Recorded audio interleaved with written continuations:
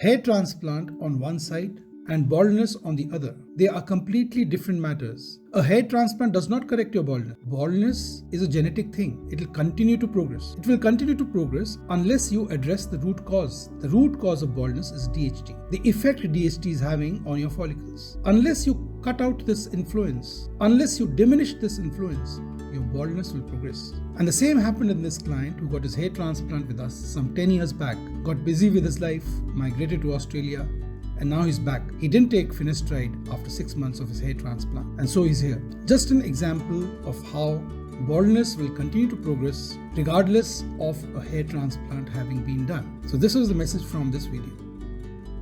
Hi, my name is Aditya Shori.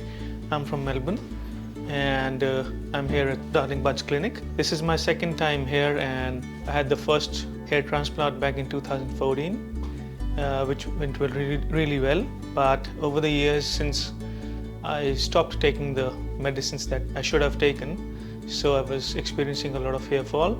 So finally I ended up here again, and now I'm pretty much happy to see the facility. So coming from Melbourne, I feel the facilities and the staff here they're really professional and know what they're doing. I'm much more impressed than the last time, because I was trying to go for the same transplant back in Melbourne, considering the expenses and everything that I have to spend there.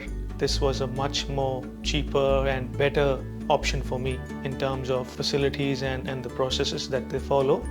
I would surely recommend people to come here, visit the clinic if they need any help regarding hair transplant.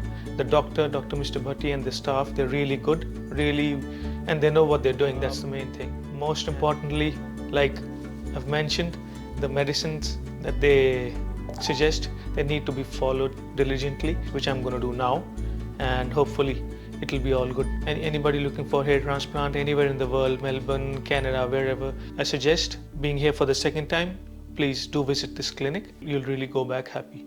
Thanks.